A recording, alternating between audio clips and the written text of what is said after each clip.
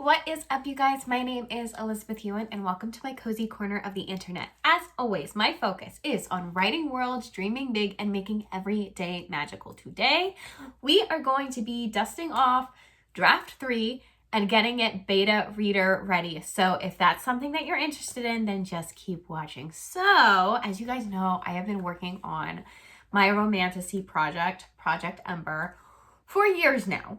And I started documenting the process maybe a couple of years ago, and we're finally at the point where I feel confident in my manuscript, and I'm planning on sending it, not this week, beginning of next week, to beta readers. And so I finished my epilogue yesterday, which I had a whole roller coaster of emotions. I did a short on it. I debated doing a long form content on it, and my emotions were like all over the place, guys. So I decided that I was going to record today once my emotions had settled, because anyone that's watching this, anyone that is seeing this, I want you to understand, whenever you finish a really long project and you've poured your heart and your soul into it, and you finally hit essentially the end, or at least the end of a very long series of events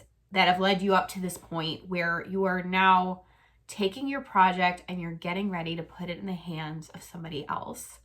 And that is a very vulnerable position to be in. And it's one of those things where, as I was going through the motions yesterday, as I was writing, I mean, when I was writing, it's not like I was like freaking out while I was like editing and writing the epilogue, because I already knew. I was in the zone. I was in my world. And then as soon as I hit the end of the chapter, as soon as I knew that it was done, it was like all of these emotions just flooded me like crazy. And I started tearing up. I was crying yesterday. I was very proud. The first person I told, obviously, was my husband, Ben, and he immediately just sent this gif of like applause, like, you know, like, how are you feeling? I'm so proud of you, you know, super supportive. And then I hit record and I uploaded a short little video, just getting my live reaction of having finished the epilogue yesterday. But it was just a whirlwind of emotions, because as soon as I finished, I was like, oh, I actually have to reach out to potential beta readers to actually see if they might want to read this book. And I've reached out to, I always recommend, just an FYI, I always recommend having a larger pool of people than you think you're going to need. So typically for beta readers, you're going to want to have at least 5 beta readers. And so with that in mind, I went ahead and I reached out to like 10 different people, knowing that some of them might have to say no. And not because they don't want to read it, but because of the season of life where they're at. Sometimes, like, we've got back to school going on, we've got like work obligations, everything. So I just wanted enough people that I could potentially get at least 5 people to say yes. And as of today, I've got at least 5 people saying yes. I'm still waiting to hear back from 4 others, but I'm feeling pretty confident about it, and I'm pretty gosh darn happy about it. So yeah, it's just one of those things where it's like, when I was drafting the text to send, and the text that I sent, when you're reaching out to potential beta readers, you're going to want to lay it out in full of like, hey, here are your expectations as a beta reader. So that way people aren't just thinking, oh, I just get to read the manuscript and then I have to like critique every little thing. It's like, no, you could if you wanted to as a beta reader, of course, but that's not your job as a beta reader. Your job as a beta reader is literally read the manuscript and then answer a few questions. And so I went ahead and put together a questionnaire that I will pull up for you guys right now, and I'll read you guys the questions that I have. So here's the text that I sent, and I'm not going to give you guys the title name, and I'm not going to give you guys the description, just because that's still hush hush. I say, hey, thanks for being willing to be a beta reader for my Romantasy novel, Project Ember, aka the novel title that I did. in parentheses blurb below. I'm planning to finish draft 3 sometime next week, and as soon as it's done, it'll be heading to my beta readers. Being a beta reader is pretty simple. Read the book in about a month. Let me know what you loved and what you didn't work for you. Fill out a short questionnaire afterward to help me make the story even stronger. I'm planning on sending everything over early next week once I get the formatting right and add a few final touches. And so that's like the generic text as well as the description. The description, by the way, is literally potential back of the book blurb, because what I want for these beta readers is essentially, without the cover and everything, without the magic of finding, like stumbling across this in a bookstore, I want it to be where they read the description and it's not giving a whole bunch away. Like it looks like the back of a book blurb. Like that's what I wanted. I wanted somebody to have in their mind, they're picking this up off of a bookshelf, they turn the book over and they read the description, and that is the description that I have in my text, because you don't want to give everything away. You do not want to give everything away. You also want to include, like, for example, after the book blurb, at the very bottom, I have Project Ember, the actual title. Like, I can't reveal it, guys. I'm sorry. Like, so many people have been asking me online, like, what's it about? I want to know. And I'm like, I love you guys so, so much, but boundaries, like straight up, like when it is ready for release, oh my gosh, that's crazy for me to say. When it is ready to actually be released, I promise you guys, you will get the title, you will get the full description. I will be sharing everything and behind the scenes and all that jazz. But at the end of the book blurb, you always want to make sure that you have like what the core is of your book. So for example, Project Ember is an adult romantasy featuring a slow burn romance, magical curses, found family, epic adventure, and a heroine who must discover that choosing to love is the bravest choice of all. So that way it's like after you get your little book blurb, your little description, you have the core of what your book is about. Now, am I giving away everything in that? No, but at least the reader has a promise from the very back of the book, from the blurb, that they know what they're getting into when they're reading this. And so that's very important that you give all of the information up front to your beta readers, because that's the information that you're going to be giving to your potential readers in the future. So like you always want to include that. You don't want to tell them all the plot twists and turns and everything. You don't want to do all of that. You just want to give them a quick hook, like book blurb, and then boom, this is what this is about. And these are the tropes and the things that you're going to be seeing in this book that you can definitely relate to.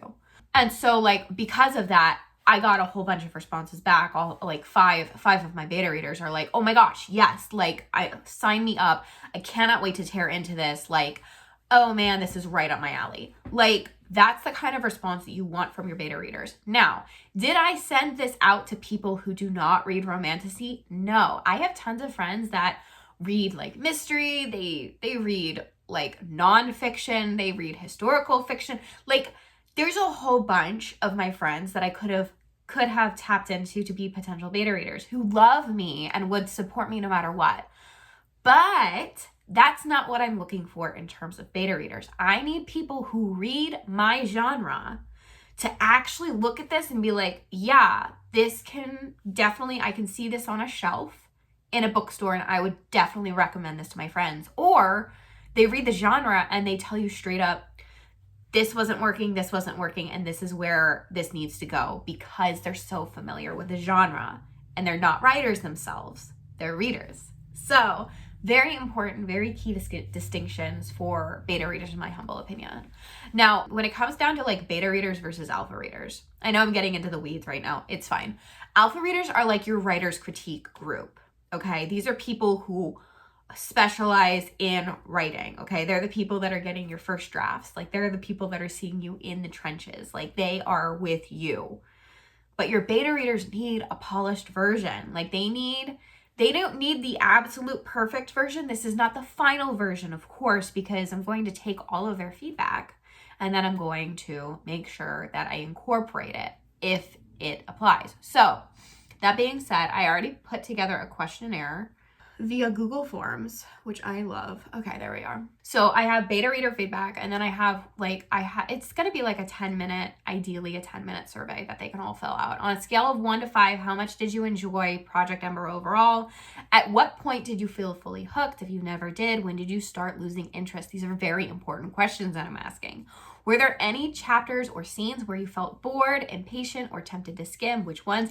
And so I just go through this entire form, and I just have a long list of questions that essentially are, you could literally copy and paste this for like any book, really. But I do have specific character questions of like, did you relate to like the female protagonist?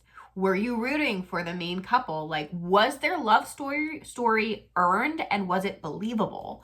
These are very, very important questions that you need to be asking. Not just like, well, did you like it? It's like, no, you need to ask specific questions. You need to get nitty gritty with your beta readers, not in like line by line, but like overall, how did you feel about this? Would you recommend it to other readers? Like, because this is your audience that you're literally putting your book into the hands of.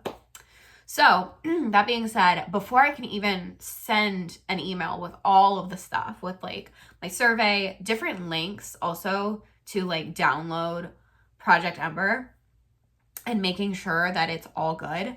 And then, oh my gosh, I send that email out next week. That's crazy to me.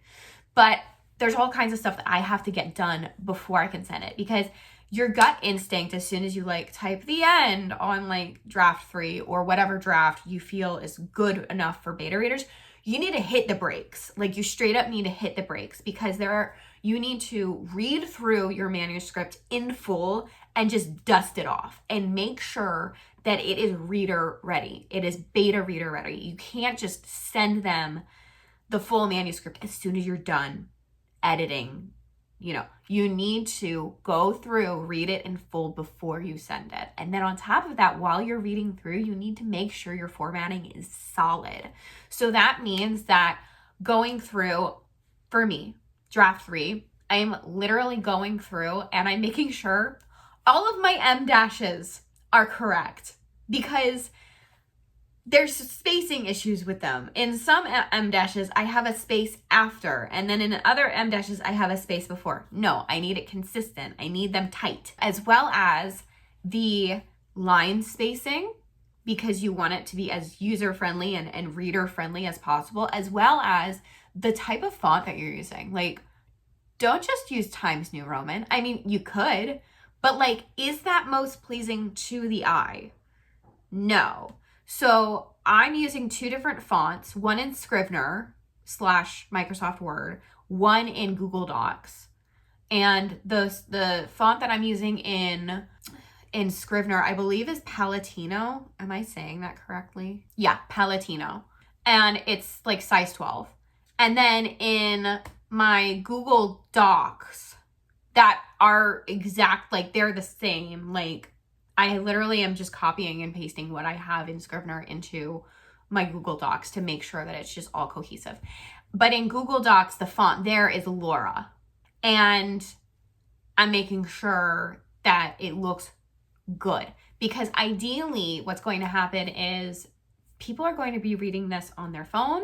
They might be reading it on their laptop. They might even be reading it on their Kindle, because you can download a document and export it to like your Kindle app and read it in your Kindle like you would actually have like a book experience.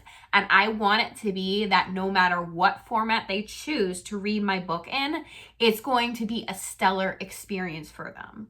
Because the last thing I want is, oh, the formatting just threw me off and like transported me out of the world. It's like all of this hard work that I'm doing, the last thing I want is for it to be a headache for my readers. So that's literally what I'm doing is I'm going through, I'm giving it a final read through. I'm editing a couple of things here and there, no major plot points, nothing that's going to completely change the trajectory of this book, but like enough that it's going to make the reader experience just wonderful. Because you also have to think once the beta readers are done, then either if you're going down the self-publishing route, you're going to be doing some line edits with like an editor and you're going to make sure that it's really tight. Or you're going to be editing yourself for one final time before you send it off to literary agents. And the last thing, again, you want is for a literary agent or your reader to look at this and be like, it was well written, but the formatting was just awful. Like, you want to make sure it's really good. So, that being said, all of that being said, I am going to be doing a live stream in about 10 minutes. And we're going to be working on draft 3 just in full. Oh my gosh. And dusting it off for my readers. And we're going to be making sure the formatting is all consistent. We're going to be making sure everything's cohesive, everything's good for them, because that is key. That is priority. But before we go on my live stream, I actually need to clean my office because it's looking a little, I don't know. Oh, separate. We need to do a clean of my house. We have not done a video like that in forever. And right now, because of my creativity, like, here's the thing, is when I am in the zone, everything else gets left behind. And so because of my creativity, my house has been a little bit chaotic the past couple of days. And so we really need to get that in check. And I'm thinking, so when I send off draft 3 to my beta readers, I'm thinking we're going to do like, maybe like cleaning for creatives, like a cleaning series where we're going through my house and we're just cleaning it all up. Because I have a couple of things I'm focused on when beta readers are reading through, because my firm belief is you do not fully take a step away from your work. Like, you need to keep working on something, writing something, whether that's like your newsletter or like working on guides, a different book, whatever. You need to be working while beta readers are reading, because otherwise you're going to go down a spiral of, do they really like the book? I haven't gotten any feedback yet. I'm really nervous. And beta reader feedback can take weeks. I'm giving my beta readers about a month because my book is over 100,000 words to get through. And I understand that's a lot. And some people might devour it in a week and other people might need the full month to read it. So you never know. But during that time, I'm planning on doing like a whole bunch of cleaning, honestly. And then I also want to work on my Preptober e-guide that is going to help not only you guys, but help me with my next project that I'm already thinking of. So that being said, right now, before I go down that spiral, we're going to go ahead and we're going to clean up this room, and then we're going to hit live and we're going to write. I also need my drink. Fall is in the air, you guys. Like, I feel like in the middle of August, like something shifts in the air and you can like literally smell the leaves changing. You can smell that it's autumn coming. And so I went ahead and bought myself some pumpkin spice tea as well as some sugar-free pumpkin spice creamer. And so what I started doing recently is making myself pumpkin spice tea. I put in the creamer and then I put in ice to make it a nice cold drink because it's still sweltering outside. And then I drink that while I write. So we got to make my drink. We got to go ahead and clean up my office, and then we got to do the live stream. So let's get to it. Maybe I shouldn't call you or leave a message at all. So I'll try to be patient, 'cause nothing's written on the wall. Yeah, it's too soon to mention how I believe that we are live. What is up, you guys? I want your attention. This time it is for real.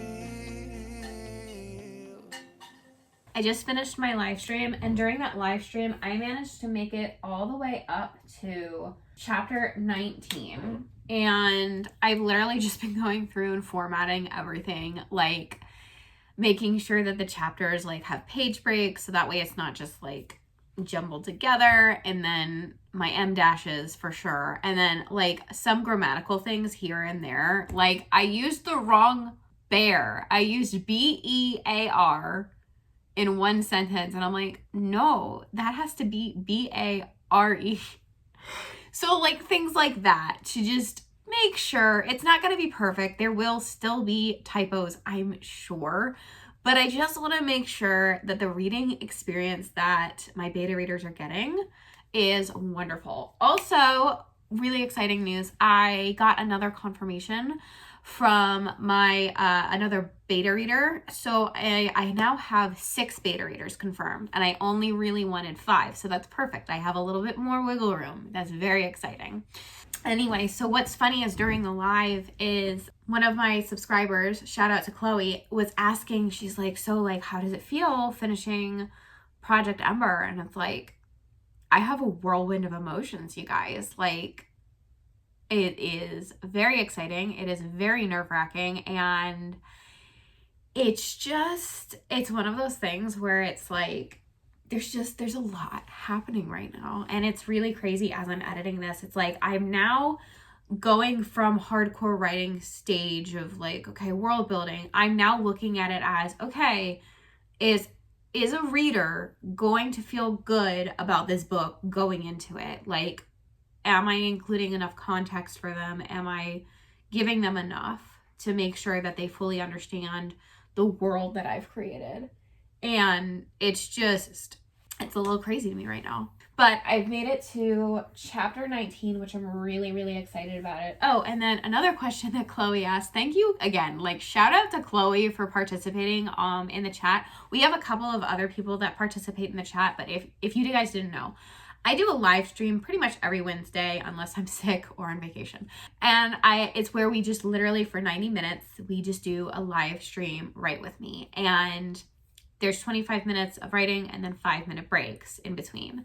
And during those 5-minute breaks is when I'm able to address any questions you guys might have. It can be on pretty much any subject, honestly. It's all good. And then during the 5-minute breaks, I always just address those questions that pop up during the live stream. Chloe was asking me, she's like, so what are you going to work on anything during your break? Because I am taking a step back from Project Ember while beta readers are reading it, because you don't want to edit anything and touch your work while like beta readers are still working through it, because then it's like that feedback kind of goes out the window, because it's like, oh, but I changed this, oh, but I'm going to change this, no, like you literally cannot touch that specific project that you sent to your beta readers until you get all of your beta reader feedback back.